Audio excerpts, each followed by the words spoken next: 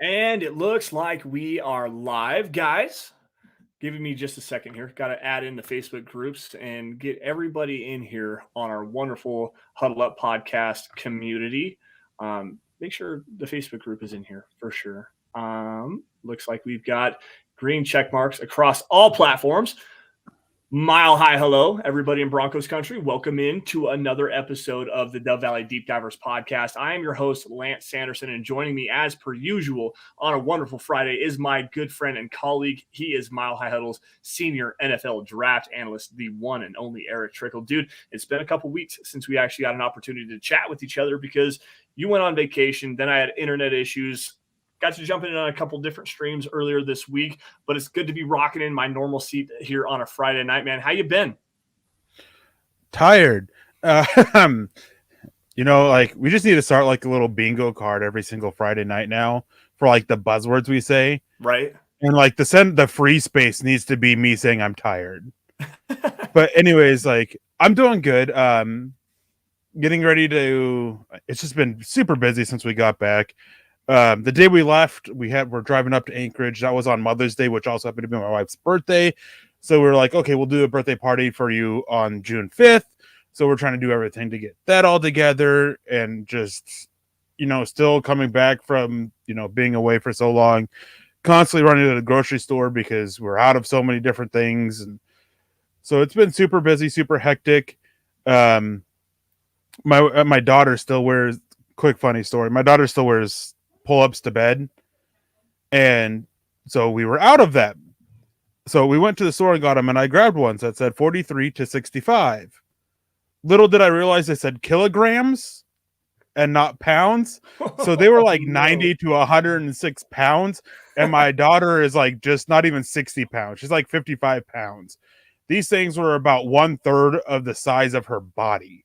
But she wore them, and then the next day I went and got some. But just a funny story, just with how tired I've been. But it's been good. Went and saw a movie last night. Went and saw the new Spider-Man animated movie. Nice. Took the family out, and just starting to get back into the swing of things still. Yeah, last week was kind of weird for me. Not really last minute notice, but more of a change of plans. Ended up having to drive to Spokane to drop my son Jace off at his grandparents' house. He hasn't seen those guys in a couple of years. Went to see his dad too. So that was like the last minute impromptu deal. So I felt bad. I missed being on the show with you, but you know what? I had a damn good time. Spokane's a really cool town. It's a lot of fun. It's very beautiful up there. And quite honestly, if there was any place that I would ever live in Wyoming, or like that's not in Wyoming, it would be in Spokane. Just because there's so much stuff to do there, and it's a very laid back environment. We had a lot of fun. My wife Samantha and I celebrated our first wedding anniversary. Went out to a good dinner. It's been a hectic last couple of weeks and whatnot. So I'm glad to be back with you, man. Obviously, OTAs are going on with the Broncos. Some news coming out, obviously with the way that Russell Wilson's looking. Sounds like Sean Payton's pretty impressed with the way he's looking right now. You've got the offensive line that looks to be shaping up. Ben Powers spoke the other day. The defense seems to be playing pretty well, especially in third down situations. So it's good to be back here with you. It's good to be talking football again. So I'm excited for tonight. Guys, before we get into everything first tonight, though, we do have a couple of super chats that came in before we went live. Troy, our boy Troy, $20 super chat here saying, hey guys, cannot join live tonight, but wanted to say how I loved Vaughn using we for the Broncos last night because he played here 11 years and Peyton used we for the Broncos, even though he played 14 years in Indianapolis. This was actually one of the coolest clips that I saw, Eric. I'm not sure if you saw it from Mike Kliss. He did just a quick little private interview with Von Miller where, he asked what Vaughn thought of this Broncos team going into 2023. And one of the first things he said was, well, we have the best cornerback in the NFL. We have one of the top safeties in Justin Simmons. We have Russell Wilson. Our defense is looking really good again, just over and over and over again. I'm paraphrasing here, but did you get a chance to see that? And what was your immediate takeaway? I didn't get a chance to see it, but I did see somebody comment on it. I saw the comment that Vaughn was using we when referring to the Broncos, which is awesome. It just shows that how much he still loves the team and loves the city, even though he's not with Denver anymore. And I mean, it's well known that his departure wasn't exactly, mutual, wasn't, mutually decided there, but it is what it is. And I'm glad he still refers to it. I mean, you see a lot of these guys who they get traded when they didn't want to leave and they end up hating the team. Like we see that a lot. Yeah. So it's good. Maybe one day we can, bring him back on a deal and let him close out his career here in Denver or something. But it's good that he still has love for the team and love for the city. Yeah, absolutely. And that number 58 is one that we really need to keep our eyes on in terms of being retired. He's the all-time sack leader, a Super Bowl champion, a Super Bowl MVP while we're at it. And he just continues to have such a huge impact, not only with the team, even though he's not with us now, but in the community as well. Vaughn's Vision, his child glasses foundation that he has, helping children in need to get the glasses and stuff that they need to have moving forward and stuff. Like he's such a big figure in this community. And unlike Carmelo Anthony, I got to give a shout out to my Nuggets here. Unlike Carmelo Anthony, who left so unceremoniously and forced his way out of town, Von Miller didn't want to leave. He wanted to stay in Denver forever. And you can see just by his words and just by his actions, how much he loves the Denver community, how much he loves the Denver Broncos. So that was really fun to see. David McIlrath, Papa Bear jumping in here with the $5 super chat. Good evening, Broncos country. Lance, Eric, Dylan, and Deacon Scott. Scott's not with us tonight. I'm guessing some family stuff. Didn't hear from him today, but good luck to Scott and his boys on their baseball trip this weekend. Hashtag MHH for life. Hashtag Buckham 3 times. That's with a B, not an F, YouTube. Go screw yourself. Denver Broncos for life as well. Good to see you, Dave. Good to see everybody in the chat. We got Keith in the house, Malcolm Brown jumping in from Homer, Alaska, Jason O'Neill, Michael Ronquillo doing his typical thing over here saying, good evening, Lance and Eric on the Dove Valley Deep Divers. Go Broncos and Buckham. Ernie Mays as well. Hello, Lance and Lance and Eric and Scott and Go Broncos country. The NFL, boy, that's a new name for me. Carol Allen? Carol Allen. Okay, sorry about that. Mike S., everybody joining in the chat. Obviously, we got Dylan behind the scenes, just kind of helping moderate and whatnot. Good evening, everybody, and thank you all for joining us on a wonderful Friday evening for Dove Valley Deep Divers. Today, guys, what we're going to do is we're going to run through the Denver Broncos roster as it's currently constructed, and we're going to kind of decipher what position groups have improved from 2022 and what position groups are going to suffer a little bit of a setback moving forward this season. And obviously we're going to go in position order based on pretty much everybody's aspect. And we're going to start obviously with the quarterback position. Russell Wilson. Why don't we switch it up? Because Keith Bergman comes in here with this question. It says, "Evening, gentlemen. Do you think either Jacques Patrick? Sorry, I don't know how to pronounce it. I think it's Jacques. Yep. Or Tarek McAllister come back, and what are your thoughts on Tommy Hudson?" Well, we'll come back to Tommy Hudson when we get to the tight ends a little bit, but just my quick thought is, with his injury history, his suspension that he's had, he just seems to be additional competition at the bottom of the depth chart right now. Mm-hmm. Maybe somebody that they look to keep around on the practice squad and everything. But as for the running back, so I'm doing this series, Lance, and I don't know if you know it, and I mentioned it last week. It's breaking down each position and the players at each position and the percentage they are, the range they fall in with making the roster. There's 3 tiers. There's tier 1, which is, I can actually pull it up real quick and show you guys. Just give me 1 second here. I meant to do this already, but I totally forgot because I am tired. It's okay. Anyway, doing planning the pod on the podcast is something that we do all the time. Like we don't actually plan stuff out. We don't have a rundown. We just kind of wing it for everybody. So planning the pod on the pod is actually something we do quite often. Anyways, go ahead. So this is for the running backs here. The quarterbacks one is up as well. So tier 1 is you have a 70 to 100% chance of making it. These are the guys that are pretty much they're set unless something bad happens off the field, unless a great trade offer comes in for them. Things like that. The guys that you look at the roster right now and you say, yeah, they're going to be on the roster.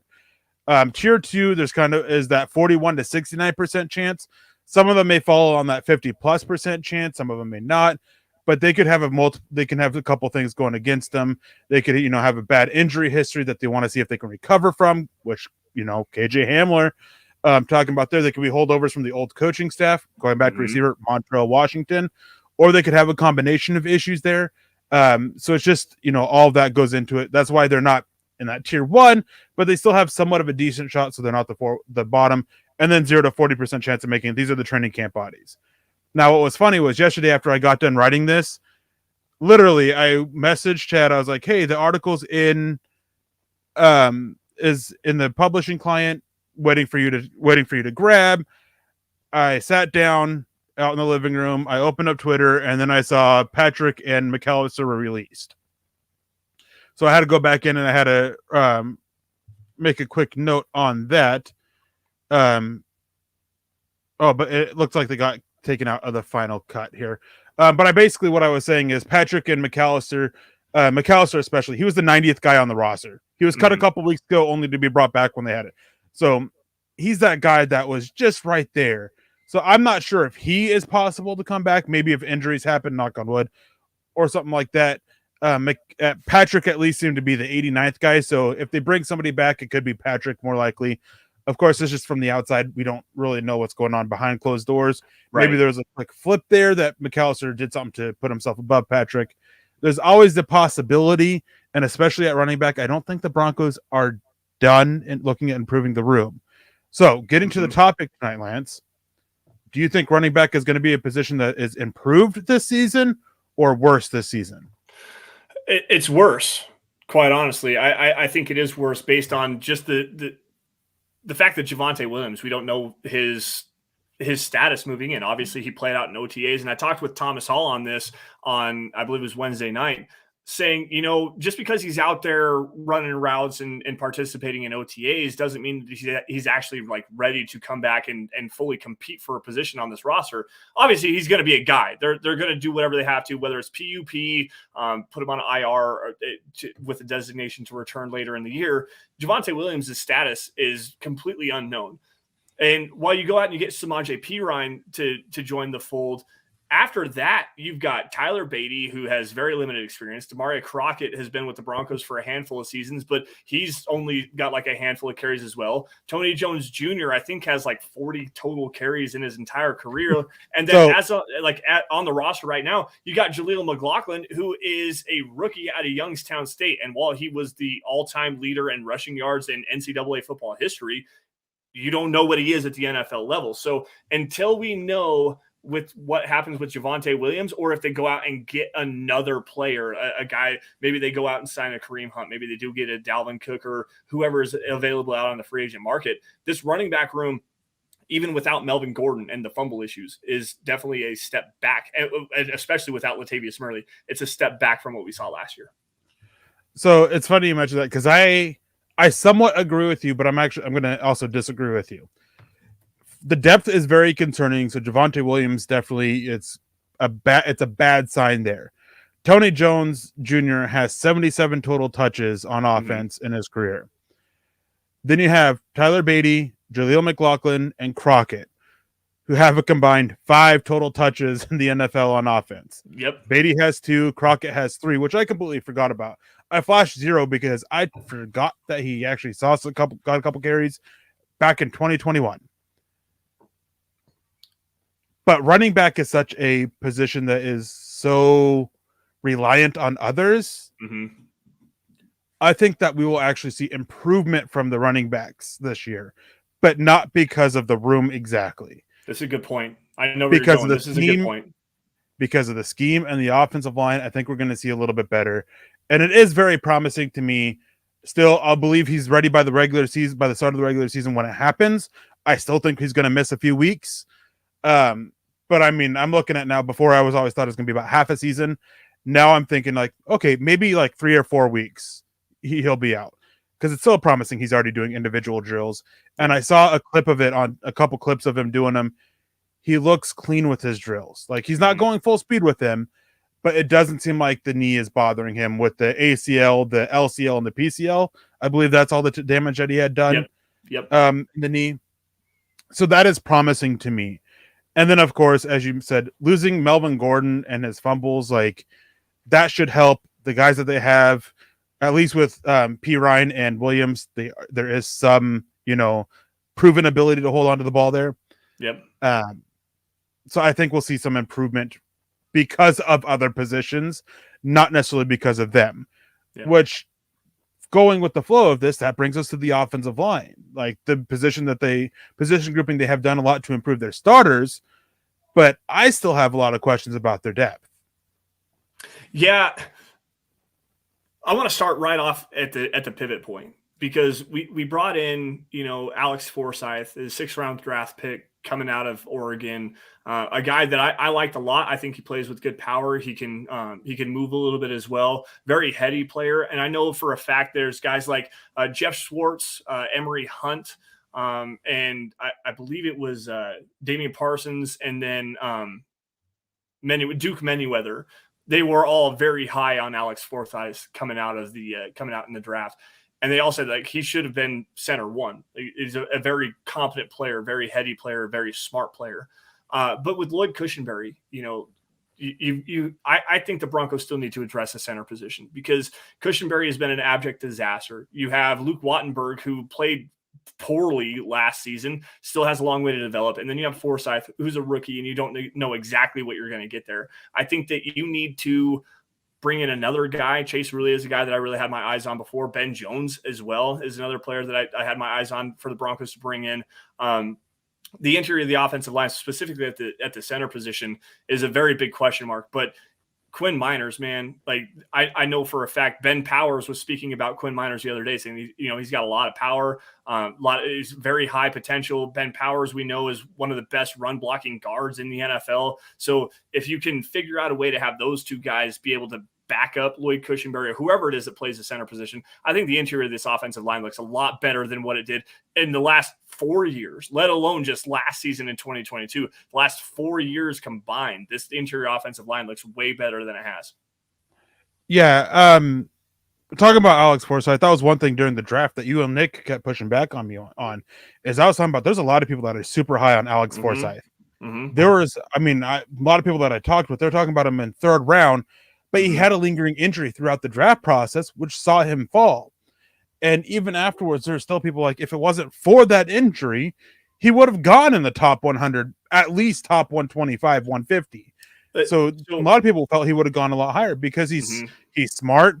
He's athletic enough. He's not the most athletic guy. He's strong enough. He's not the strongest guy. He's got some core strength issues there. But he's just a versatile guy that can do anything you want in any scheme. He can play center. He has some versatility to move over to guard if need be. Bright, can see blitzes. One of the Oregon coaches, I think it was their offensive line coach, was quoted making a comment saying he sees things on the field like he's watching from above. Yep. He just sees it differently. Yep. So I'm excited for him. Now, the question is, can he come in and take the starting job this year? That depends. I know that there is a lot of hope in the building that he can, because they are. Everybody points to that comment that from Sean Payton, Lloyd Cushenberry is our starting center. But when he made that comment, it wasn't very reassuring. It was like he's our starting center because there's no one else kind of thing. Yeah, it's like he's our starting. He said he's our starting center right now. Yeah, and that was in March. So much more to talk about with Mike McGlinchey coming in, Ben Powers. So offensive line improved or declined? Absolutely improved. I think that not only did you go out and spend big money on Mike McGlinchey, and I know that you have your issues with him in pass protection, but this dude knows how to go out there and just be an absolute road grader, especially in outside zone, which is what we could see a lot of with Sean Payton. Now he mostly focuses on inside zone and power stuff, but he's super creative, like very, very creative with what he likes to do in his running game. And I think with McGlinchey, you have that guy that can just go. He's 6'9", is just an absolute mauler at the point of attack in the running game.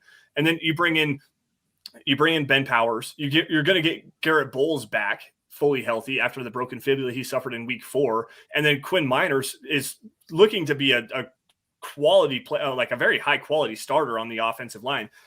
But that's not the only moves that the Broncos made. They go out, they get Forsyth. They go and get Kyle Fuller, who was a starting center for the Seattle Seahawks under Russell Wilson. So you've built up that depth just a little bit. why I missed him there for a minute is beyond me. I do apologize for that. But you also go and get a guy like Cam Fleming.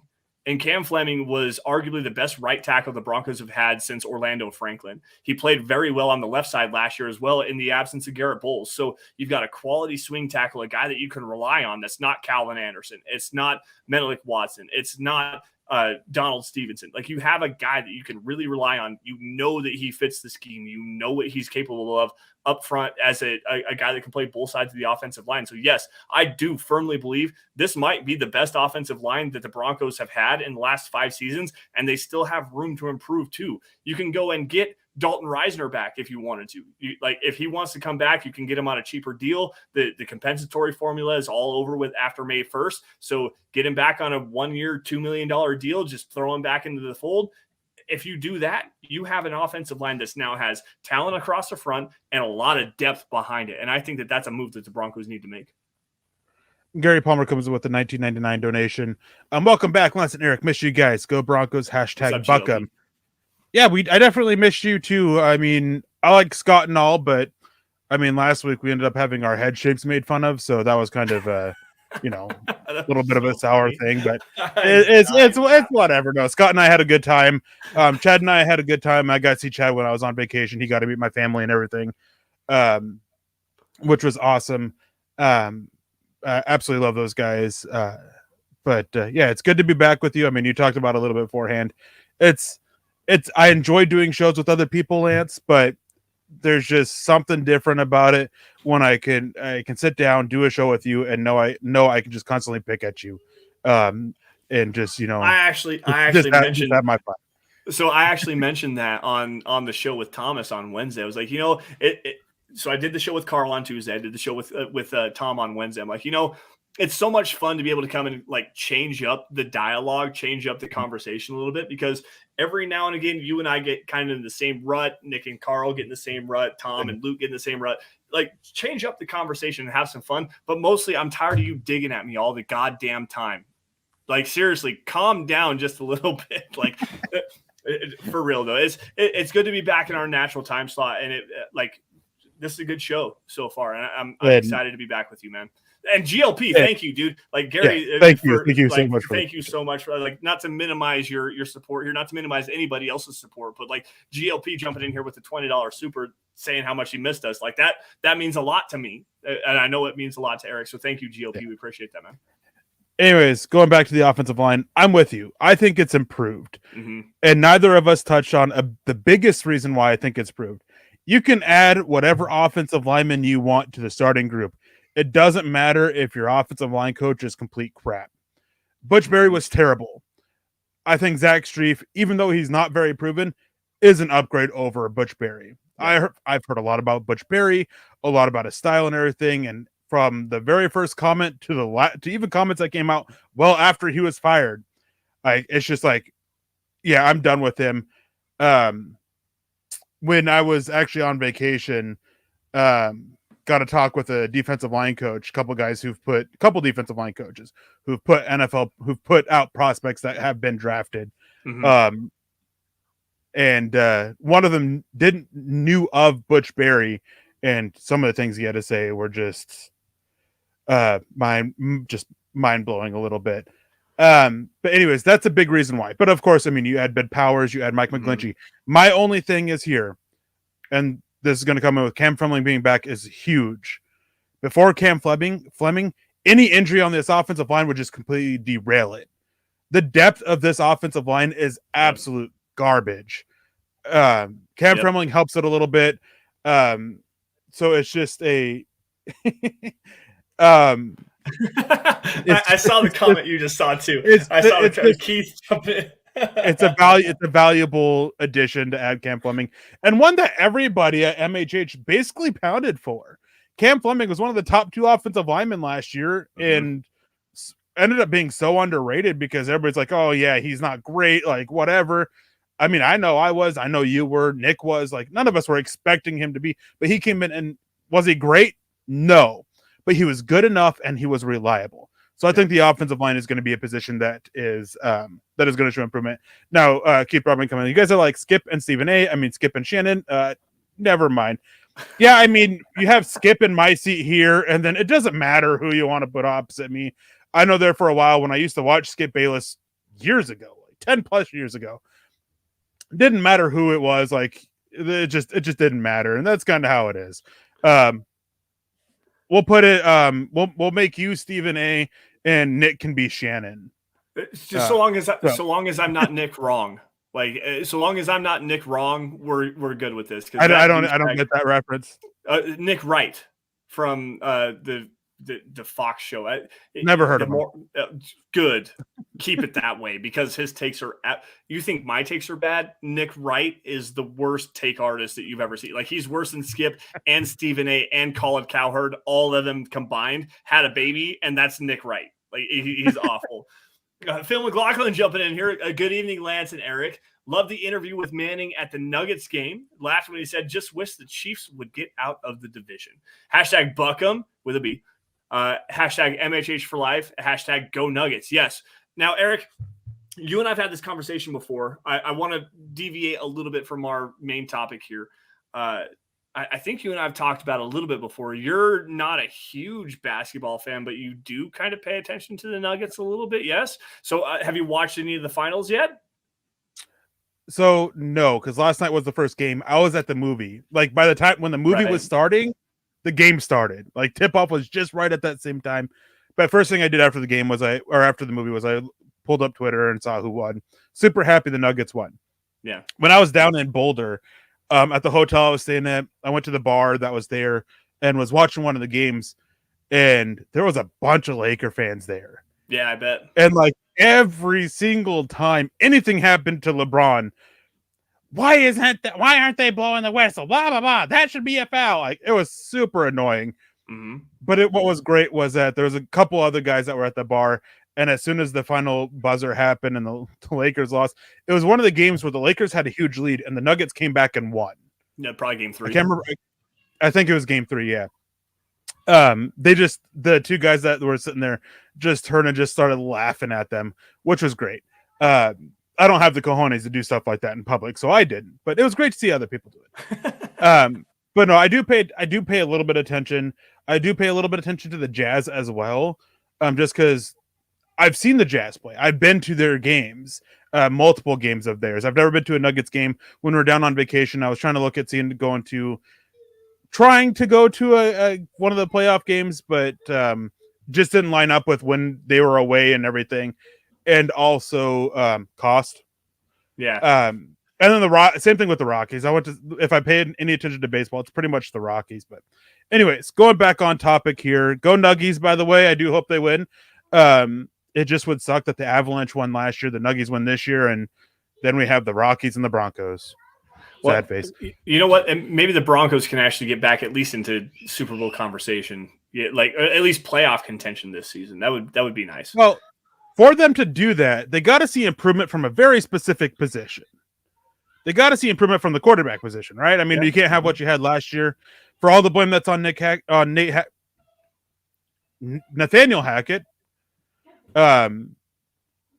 almost as much blame goes on Russell Wilson. Like It's very well documented how the offense was designed by Hackett and Wilson to try and sit there and mesh what Wilson wanted to do with what Hackett did in offense, and it didn't work out. Wilson put on a bunch of weight to try to be more of a pocket passer, and it didn't work out. Misreads here and there, left and right. Mm-hmm. You can blame your scheme, the play call all you want, but that falls on the quarterback who's not making the right read pre-snap. Got to execute. So quarterback position, Russell Wilson, he's dropped weight. It's a scheme that's going back to being run heavy. Russell Wilson's been very clearly humbled, which I think was the biggest thing. He needed to be humbled a little bit and have a coach to him that will say no and not just bend over backwards for him.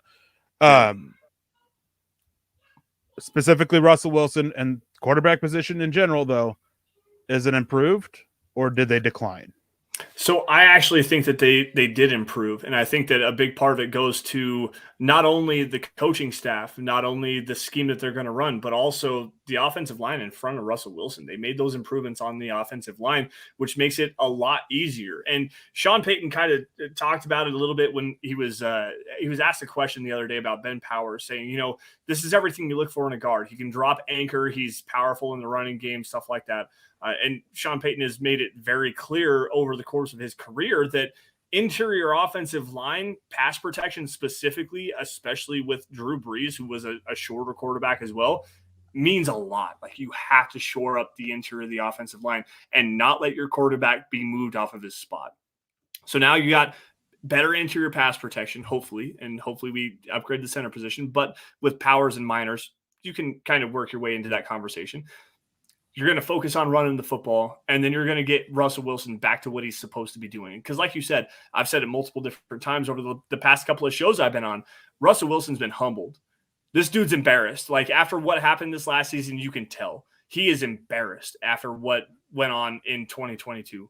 And I think that this year you're going to see a rejuvenated, revitalized Russell Wilson, a guy that is going to get back to playing the brand of football that he is best at, where he steps back in the pocket, kind of scans, takes off, scrambles around, extends the play, throws the ball down the field. You're going to work a lot with bootleg stuff, like bootleg passing plays, waggle passing plays, throwback passing plays. So this is to me, you've upgraded not only Russell Wilson by the coaching staff, but the offensive line.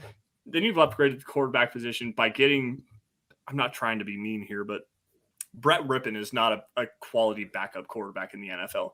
Not to say that Jarrett Stidham is, but I think Jarrett Stidham has higher upside. Brett Rippon is more the cerebral type. He likes to deliver the football on time. Jarrett Stidham at least has talent. He has arm talent. He has a talent and athleticism with his legs. And you put him in the right system with a guy like Sean Payton who can maximize that talent. I do think this quarterback room is very drastically improved from what it has been over the past couple of seasons. Do we see Stidham start a game this year? Depends on what Russell Wilson does, quite honestly. Yes or no? Do we see Stidham start a game this year? Yes. I'd agree with you. And the simple fact is, I'm not sure Russell Wilson's body can hold up to a full slate of games. Yep. I think something will happen that'll force him to miss at least one game. And if he plays terribly, then we can see a lot more out of Stidham. But I do think at least one game Stidham starts. Yeah. But Keith coming in says he starts 2 games this year. Hey, I mean, like, could be a safe bet. But Keith also came in, and this is the big reason why I'm going to say that it is improved. And you touch on it a little bit. Stidham is the improvement. Wilson is to be determined. I am 100% there with you. Mm-hmm. Well, I think that everything that's going on with Wilson, being humbled, losing the weight, the scheme, all can help him improve. I will believe it when I see it with him. Yep. I will take Stidham over Brett Rippon, though. That is where the improvement is. I mean, I would take Stidham over the combination of Rippon and Josh Johnson. Yep. Like, we hounded last year about the backup quarterback position leading up to training camp. They didn't do enough to try to fix it. And it was just like, which one was less bad as to who was the backup?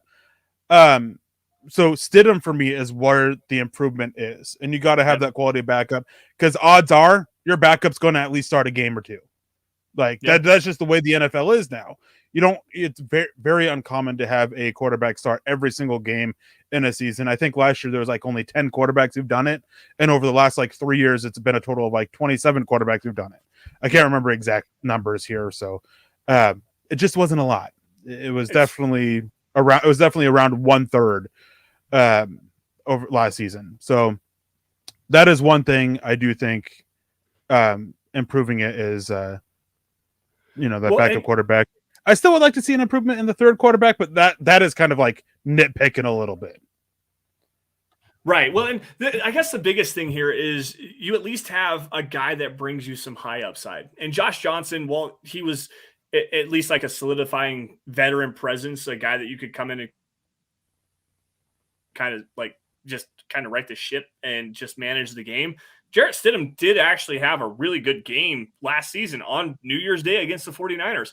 67.6% completion percentage, 365 yards, 3 touchdowns, did throw 2 interceptions, but had a quarterback rating at 115.4. Like, you at least have a guy that has the ability to go out there and he can move. Like, Jarrett Stidham is a very good athlete. He can run with the football. So you bring in that extra aspect, very similarly to Russell Wilson, make sure that the play doesn't break down around him. And if it does, get him outside of the pocket, let him run, like throw on the run. He can actually do some of the same things.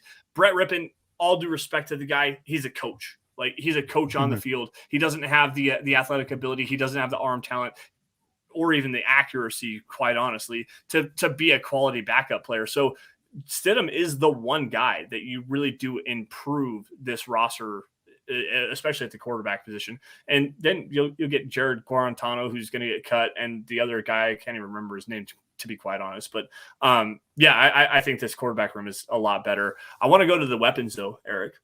Real quick. Go ahead. Before we get to that, we'll probably end up doing defense next week. Yeah. Just to let everybody in the chat know, we'll probably do the defensive side next week. Going to the quarterbacks, obviously the meet and greet, October 22nd, Green Bay Packers. Mm-hmm. How funny would it be if that's the game that Stidham starts? Can you not put this evil on me, Ricky Bobby? Like, please. Like, I've seen Russell Wilson one time in person, and it was his rookie season. That also happened to be coinciding with the first season that the Broncos had Peyton Manning. My dad and I went to the preseason game. The Broncos actually played the Seattle Seahawks in the preseason. I believe it was week 1 of that season. And we got to watch Peyton Manning for a series, and then Brock Osweiler played the majority of the rest of the game. But we also got to watch Russell Wilson. And I told Dad, I was like, this is my guy. This is the guy I wanted the Broncos to draft. Like, I'm all the way in on Russell Wilson. And he went out there and he absolutely torched the Broncos defense, making all the great plays that that he's capable of. Extending the play with his legs, throwing the ball deep down the field. It was awesome. And we stayed the entire time because we don't get the opportunity to go to games like that. But we stayed. I'm like, this is the dude. Like, this is the guy that is going to tear apart the NFL for the next 10 to 15 seasons. Dad's like, I don't know, man. It's not going to be the thing. Yes, Dad, seriously, he's going to be the guy. Sure enough, he wins the Super Bowl. He's one of the best quarterbacks in the NFL. I've not yet to see him play in person yet. So if we go to the Mile High Huddle meet and greet, which, by the way, I will be there. I will be in attendance at the Mile High Huddle meet and greet. This is the first time I've told anybody, by the way. I will be at the Mile High Huddle meet and greet on October 22nd. We're going to go to the game. And if Jared Stidham is the one that starts this game, I'm going to cry. I would laugh because really I got to see Russell Wilson last year against the 49ers. But this year, what would be extra funny to me is I'm going to be there. My plane ticket's already purchased, but I'm bringing my brother with me. Mm-hmm. So those of you, whoever's in the chat, if you're going, you guys get a chance to meet my brother, though he's nothing special whatsoever. It's his birthday, and October 22nd is his birthday. He's turning 43 years old.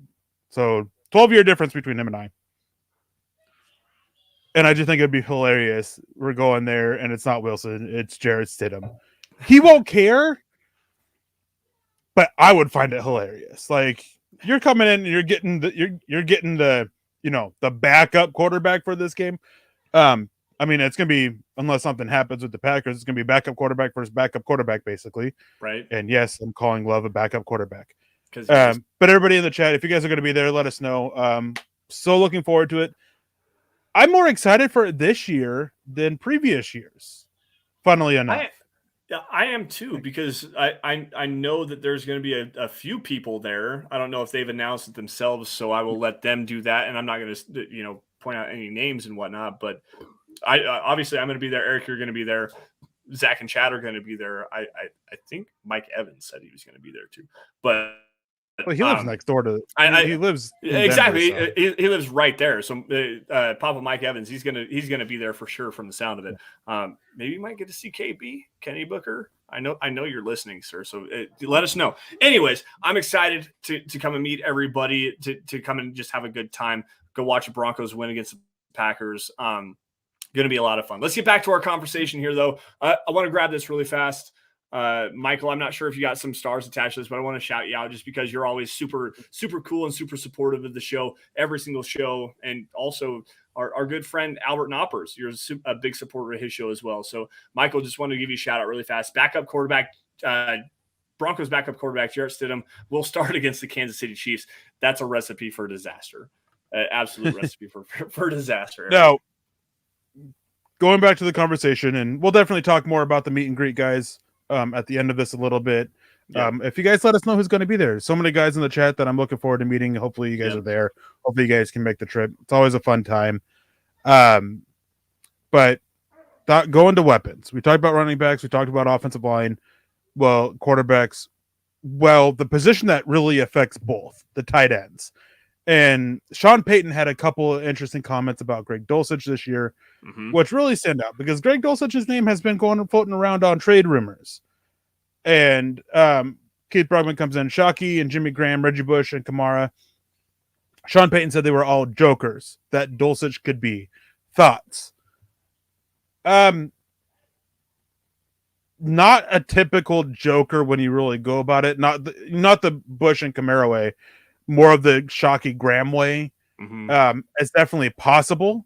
I'm not 100% sure that it happens though. For multiple reasons. I like Dulcich. I like what he showed last year. The trade rumors going around about his name have always been a little bit questionable to me. One part of me gets it, but more of me doesn't. So, just tight end position, Lance. Is it improved or is it declined? But before we get into that, I want to clarify some things really fast because Joker, the Joker position, what does that all entail? Typically what you're looking at is like an H-back type of role, a guy that can line out not quite into the slot, but not attached to the line of scrimmage, a guy that you can kind of move around the formation. He's more of a, like you having a deck of cards, a joker. It's something that doesn't necessarily have a true attached value, but something that is very valuable if you have it in your hand.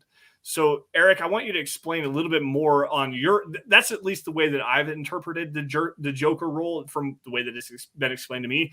What is your interpretation of the Joker, and why is that a significant comment coming for Greg Dulcich and what this offense could be?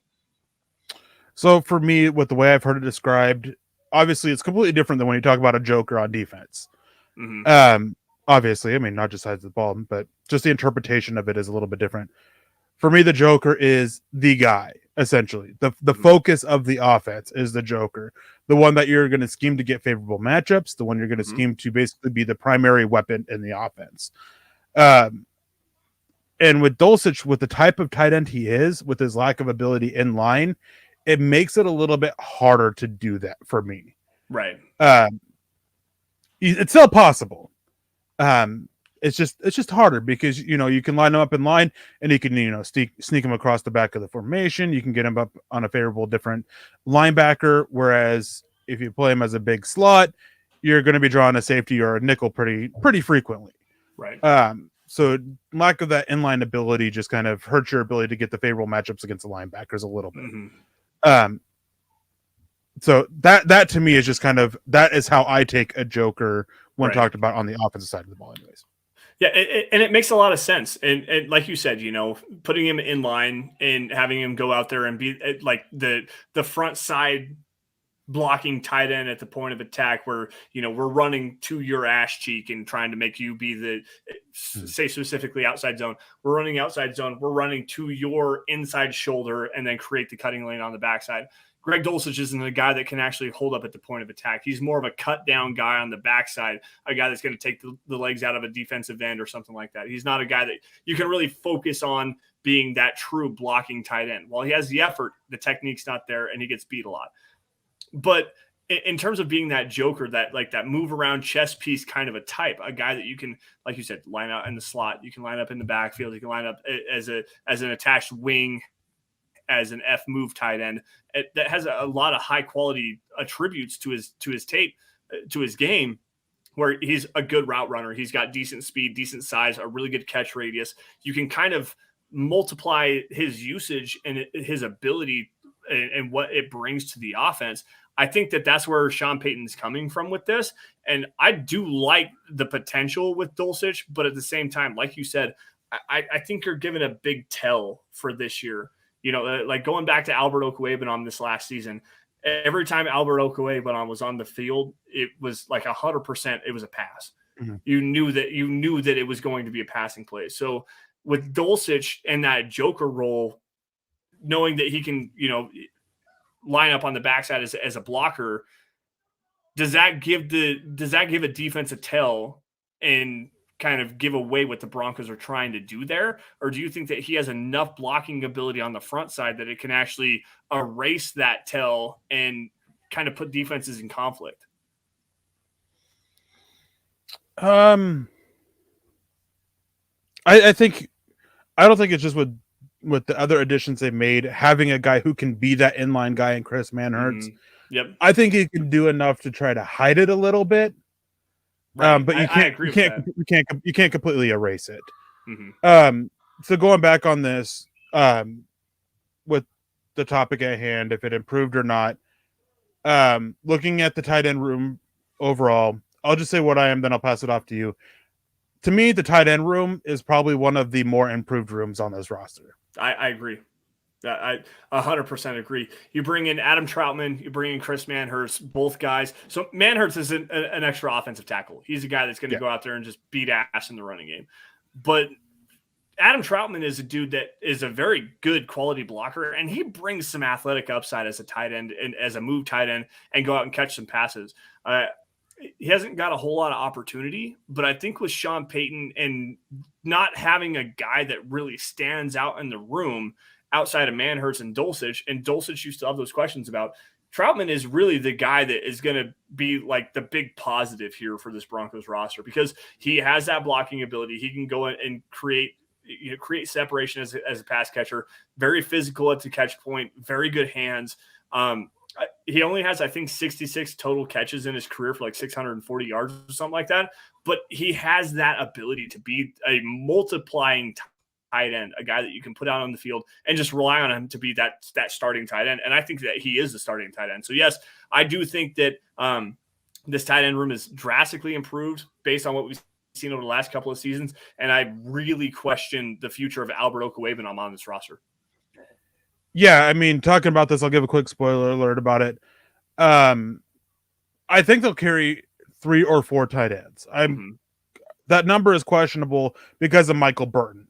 Yeah, keeping that fullback there, it is, kind of messes with the numbers a little bit. Albert Okwuegbunam to me is in that tier 2 on my percentage groups of that 40 to 69%, or the 41 to 69%, just because he is the guy from 2 staffs ago who has failed to catch on with multiple staffs. And last year, I mean, everybody was talking about everything. Yeah, he showed what he could do as a receiver, but we knew what he could do as a receiver. Yeah. He got benched and in the doghouse because he couldn't block. And this is going to be a run-heavy team. And he brought in Adam Troutman, who can be a little bit more versatile and is a solid good blocker. You have Chris Manhertz, who's not the best receiver, but he's an excellent blocker. And you have Greg Dulcich, who gives good effort, though there are plenty of issues. So it is very much improved to me over what they had last year. Eric Tomlinson didn't stand out as a blocker. Eric Saubert struggled as a blocker. It was like the blocking from the tight end positions last year were just awful all the way around. Tommy Hudson, Mike S. has asked a couple times about it. What do we know about Tommy Hudson? Tommy Hudson has been in the NFL for a few years now, and he has barely played. He's 26 years old. He's missed a lot of time because of injuries and got suspended for performance-enhancing substances. So there's not a lot there. He's been with the Tennessee Titans the last 3 seasons, off and on, with injuries and everything like that. maybe he can push for that fourth spot if they keep tight ends. But part of me kind of gives the edge to Nate Adkins, the undrafted free agent they brought in out of South Carolina, because Nate Adkins fits that mold of he can be a solid receiver, but he has all the traits there to be a good blocker. So it really depends on that. Keith Brugman comes in, more valuable, Fleming or Manhertz? I'm going to go Manhertz because they did not have a top tier blocking tackle or tight end last year, and Manhertz brings that, and he can be used in so many ways. As an extension on the offensive line, he can give out help to whatever tackle, whichever side he's lined up on in the passing game before sneaking out and rubbing off and getting into his routes. Fleming improves the depth of it. If Fleming was brought back as the starter, Fleming would obviously be more valuable, but it's a fact of one's the starter, one's just the backup. That's the big difference for me here.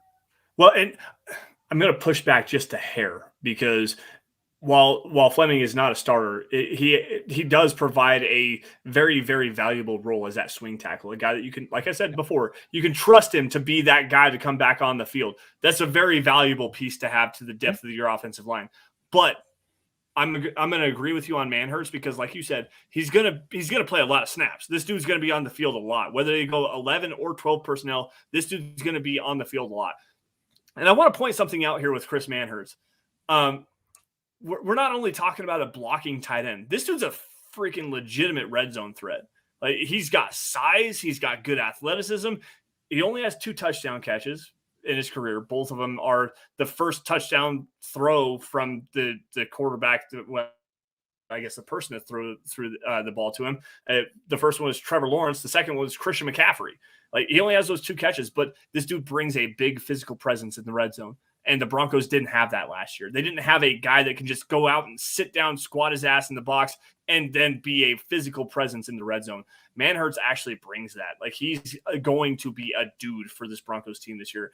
He may only get about 15 to 20 targets, 10 to 12 receptions, but you're going to know his name. You're going to know where he's at. You're going to know his impact on the field 100% of the time when he's out there. Like, Manhertz is one of the most underrated and underappreciated signings of what the Broncos have done because he's also very good on special teams as well. So that one, Manhertz, I'm super bullish on him.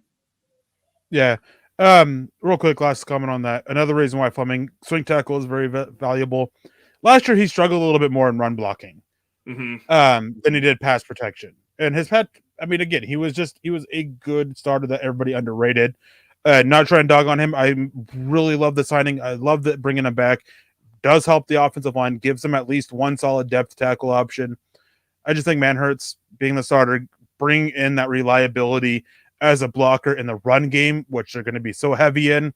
That to me is more valuable than your swing tackle, despite being a valuable position. Well, Peter jumping in here really fast, and good to see you again, Peter. Thank you for joining us. He says good to see you both together on DVD after your holidays as well. But he's a tackle, so Cam Fleming is a tackle, so obviously worth more. I don't agree with that in the conversation of Chris Manhertz versus Cameron Fleming, because Chris Manhertz is essentially an extra tackle. Like, he's the guy that you can go out and trust to be that lead guy at the point of attack on the edge in the running game. So you're splitting hairs here in this conversation. You really are. Run blocking tight end versus swing tackle, a guy that can play both sides. You're splitting hairs here, but I think Manhertz is a guy that's going to see more action. He's going to be a more reliable player, and he's with good health. Hopefully Cam Fleming never sees the field this year. Manhertz is going to be on the field 100%. Let's see, 60% of the time, Manhertz is going to be on the field. Fleming, if he sees 30% of the snaps, something went wrong. And just to be clear here, for me, it's not like Manhertz is way over here and Fleming's way over here on the valuable. They're like this. They're pretty close together. Yep. Anyways, last position on the offense before we got to get out of here. Wide receiver, improved or has it declined? I feel like you're baiting me with this comment, but I think it's 100%, not even 100%, 1,000% improved. And a big reason as to why that is, and I know that we have KJ Hamler coming off the torn pec, but his legs are healthy. You've got Tim Patrick coming off of a torn ACL, so hopefully he will be healthy, and we'll see what his impact is in training camp.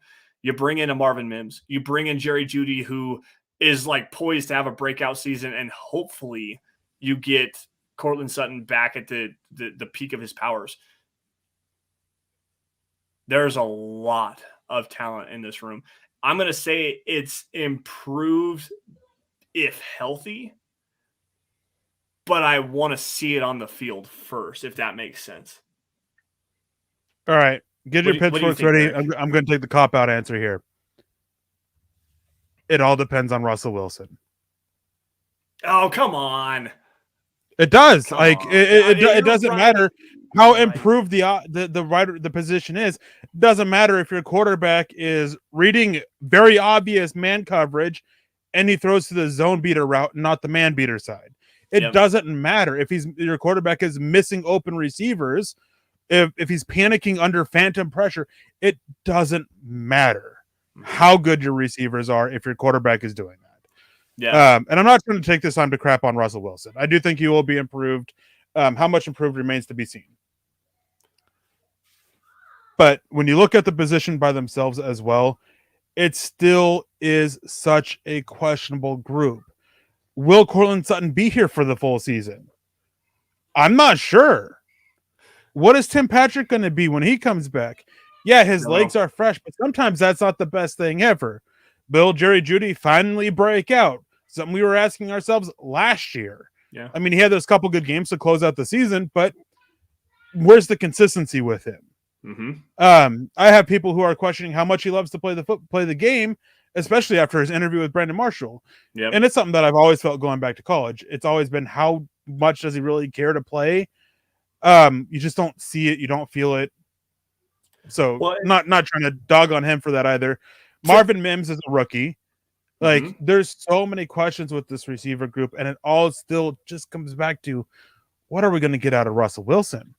I think they have the potential to be significantly improved. Yeah. But they also have the potential to be significantly declined.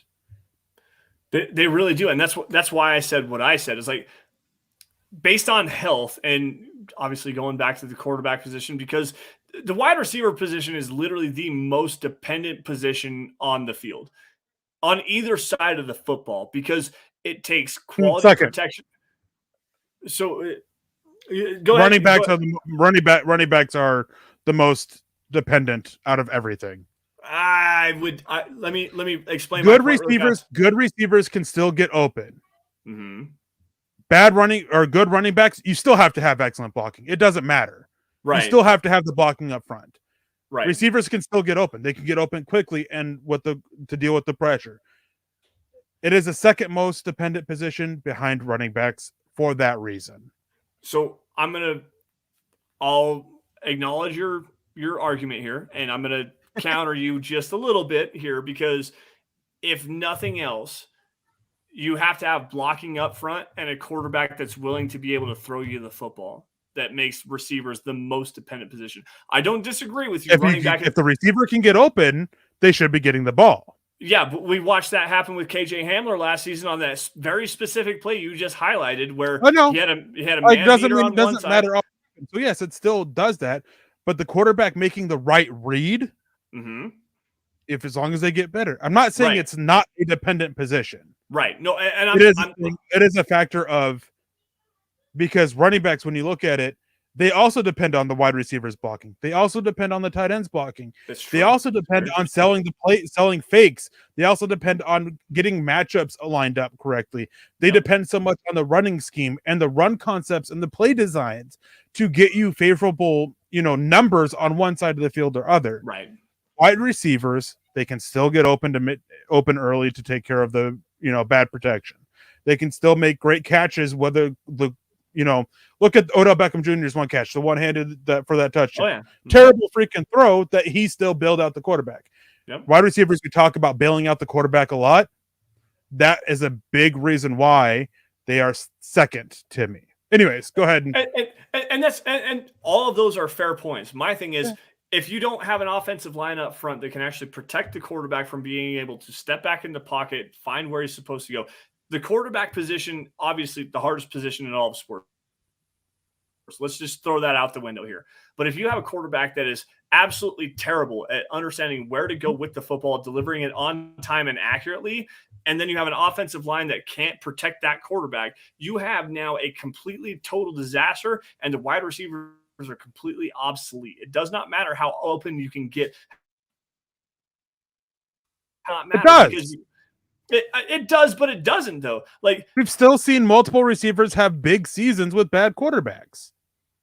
yeah, when you have DeAndre Hopkins, but you also have a guy like Adrian Peterson who ran by a terrible offensive line, ran for 2,000 yards coming off a torn ACL. Like, that offensive line actually wasn't terrible. That was actually a pretty good offensive line. It was decent. And the scheme was such a huge factor for him. Right. Because they did so much to get him open. Yeah. Anyway, we're running long on time. We're running long on time. You are absolutely correct here. We got a couple of things we got to narrow down here. Got a couple of super chats coming in. Well, I guess some stars donations. Obviously, Michael Ronquillo jumping back in again for the third time tonight or something like that. Obviously saying, great show tonight, Lance and Eric on Dove Valley Deep Divers. Go Broncos and buck them with a B. Got to make sure that we say that because apparently YouTube gets a little finicky. But thank you, Michael, for that. We definitely appreciate that, man. We've got Phil McLaughlin jumping in here. Peter Middleton saying he's got some nice stars attached to this guy. So, Phil, thank you again for joining us and throwing down some more support as well. We definitely appreciate that, man. Saying, is Marquez Callaway going to be a plus or a minus? We just got done talking about the wide receiver room, kind of. But what do you envision Marquez Callaway and his role on this team? Quality special teams player, no less than the wide receiver 3 in a Sean Payton offense throughout the history of his career. So I think he's got a good shot to make it, but there's a lot of competition for him. Yeah. And Peter actually has a good question here.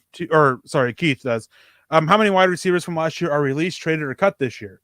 That, to me, is a huge question that needs to be answered before we even get to Callaway. So Callaway, for me, he's in that 41 to 69% chance to make it because of how stiff the competition is. And these are the other 4 guys in his tier that I have. KJ Hamler, who played last year. Jalen Virgil, who played last year. Kendall Hinton, who's been a big part of somewhat big part of the offense for the last 2 seasons. Those are all guys in it that are part of that same tier that are competing for a spot. I think that there are 4 guys, unless somebody comes in for Cortland Sutton, that are essential locks. You have Jerry Jeudy, Tim Patrick, and Marvin Mims. And again, Sutton, depending on if somebody decides to trade for him. So where is Marquez Callaway's role? I don't think he's going to be the number 3 receiver. Maybe number 4. Most likely number 5. If Cortland Sutton isn't traded. Because I think you're going to be looking at Tim Patrick and Cortland Sutton as number 1, or combination of Cortland Sutton, Tim Patrick, and Jerry Jeudy as your 1, 2, 3. Marvin Mims getting out there on the field, and then Callaway as a key special teams player, depth position guy. So it's very tough question. I like Callaway. I like what he can bring to the offense this year, but I'm not sure how often he's going to get out there on the field without injuries happening, of course. Well, and you also have to understand, like Kendall Hinton, who has been a big part of this team for the last couple of seasons, obviously he started a game at quarterback. Like there's that, kind of emergency quarterback situation. The practice squad rules and how they changed over the last couple of seasons. I don't remember how much eligibility he has, if any, left. He does. Because you have those spots that you have for doesn't matter. Yep, the veteran players. But Brandon Johnson, who everyone was super high on last season, Jalen Virgil obviously had a 64-yard touchdown catch against the Tennessee Titans. Then there's the KJ Hamler conversation. Like, where does he line up in the fold? This wide receiver competition is going to be incredible to kind of focus on. And when we decided our topic tonight, I was like, let's talk about some wide receivers, how everybody plays in. And we're like, well, let's hold off. Let's do an overarching theme, on the entire roster. Wide receiver is one of the most competitive positions on this roster right now. There is an absolute metric, load of talent in this wide receiver room. And there are so many questions on who's going to actually make it because you don't know the future of Tim Patrick and what his injury lies. You don't know the history of KJ Hamler. You don't know the future of KJ Hamler with his injury history. You don't know if Cortland Sutton's going to be on this roster come the end of the trade deadline. What does Jerry Jeudy look like? All four of those guys are incredibly talented. You don't know anything about what they're going to be looking like moving through August this year. That's a fun conversation. We're going to have it at another time. I'm hoping at least here down the road, probably when we get closer to training camp or even when we get into training camp. I do want to break that down. But Eric, we are out of time for tonight. I do want to give a massive shout out to everybody who joined us tonight. Obviously, Phil McLaughlin throwing some stars, Keith Brugman. We've got, Michael Ronquillo. We've got Troy Boer, David McElrath, everybody who donated tonight. Thank you so much. Your support is greatly appreciated. But, dude, before we get out of here, I got to ask you, any last words, man? Yeah, actually, going back real quick to that Fleming comment, Peter came in with a good point here. Fleming played well at tackle last year and got a decent pay raise due to it. Yeah. He did. I mean, he got about almost twice as much money, not quite, he got about $1 million more. Like, he got an extra $1 million this year for it. But part of the thing also that goes into that, despite how well he played last year, he was still available this late for the Broncos to sign him. It's still a deal that's for less than $3 million for the year.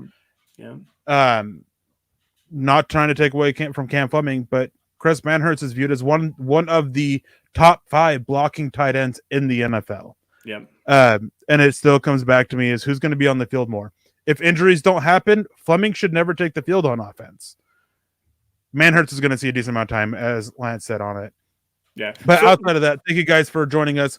We appreciate you all so much. Todd Ossendorf, thank you guys. Thank you for joining us, even though it was late. Mike S., thank you for joining us and being part of the conversation. Quick reminder, this was only for the offense. We will be back next week, and we will do the defensive side of the ball. And I'm sure Lance and I will have some arguments about next week too. I mean, just as we do with him being wrong about wide receiver being the most dependent position in the NFL. Hey, easy. Killer. Anyways, Phil McLaughlin comes in, saying scary thing is one wide receiver cut becomes a Pro Bowler. That is always a scary cut. I mean, especially for me, it's like there's always those guys that you really like that you thought showed out in the preseason that, you can't cut them, and then they go on and do well like somewhere else, maybe not even Pro Bowl level, but it's always a scary thought. Jason O'Neill says, have a great night and solid work. The passing shows. Thanks, man, and have a great weekend. You have a great weekend as well, and I hope everybody has a wonderful weekend. I hope everybody had a wonderful Memorial weekend.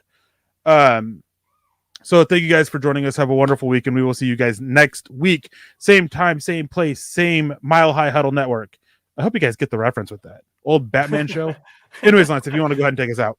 Yeah, thank you guys. I had one more question. I want just a quick thing that I wanted to ask you. Cam Fleming on the interior, is that an upgrade there to get you play inside? No, he's not a guy that I would be looking at on the interior. But real quick, another last word real quick. Todd Essender says, shout out to my Alaskan peeps. Yes, definitely represent Alaska. Alaska's a cool place to visit.